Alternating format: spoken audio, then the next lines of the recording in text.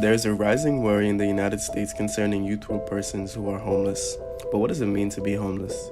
Well, being homeless is commonly known as the state of not having a secure, permanent accommodation at night. But the term homeless youth refers to people up to the age of 24 who do not have a safe and stable place to stay.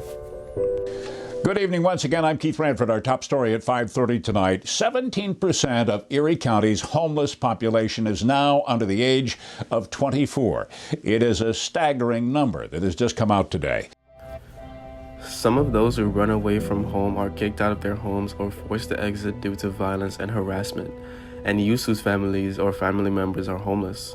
Besides, they are highlighted as the younger generation lost upon fleeing networks and establishments like juvenile justice institutions or foster homes.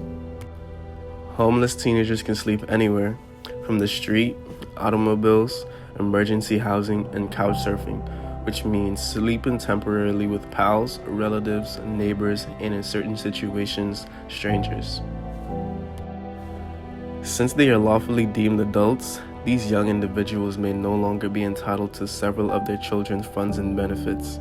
However, with minimal assistance from relatives and organizations, several homeless young people battled to obtain permanent homes and jobs and establish their positions as adults in the environment. According to a 2020 study conducted by Avis Garcia and Keontae Kim, several young homeless persons go unnoticed. Groups with expertise in assisting young homeless individuals also note that underestimating these homeless youths imply insufficient social support for persons who are most vulnerable to being enticed into exploitation and relapsing into long-term poverty. Organizations that serve young homeless persons have stated that the attempts to provide more resources for these youth fell well short of the demand.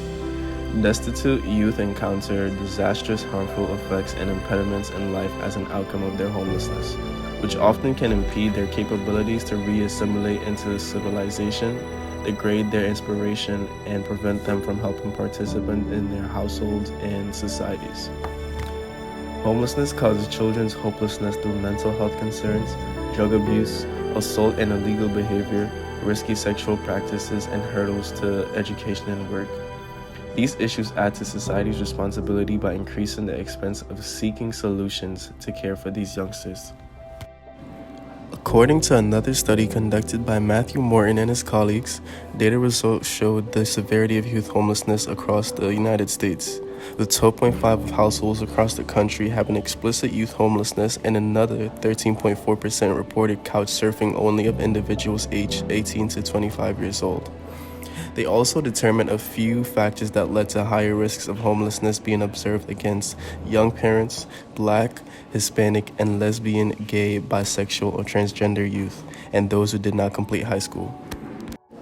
After extensive research, these authors concluded that more attention is needed to address the problem of youth homelessness across all the nation, including the Western New York region.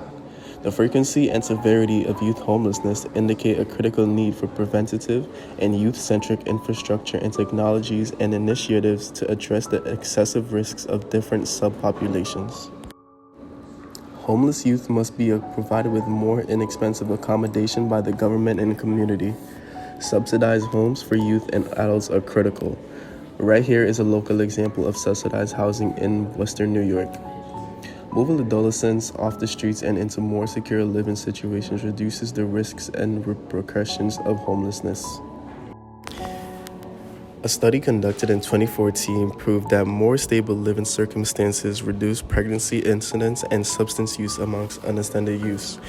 Subsidized homes will also keep adolescents off the streets, where their mental health worsens, provide them with a sustainable resident identity, make them more qualified for public school enrollment, and aid in preventing recurrent poverty.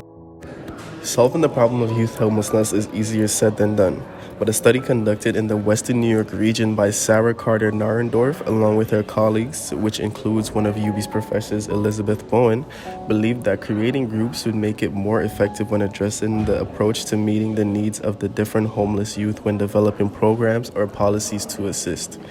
If these youth are not helped, they will undoubtedly be part of the persistent, homeless, elderly population.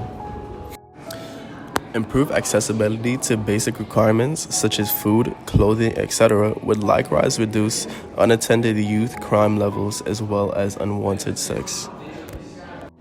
I acknowledge that several of the proposals outlined here would need substantial time, money, and cooperation from various organizations and processes to be implemented.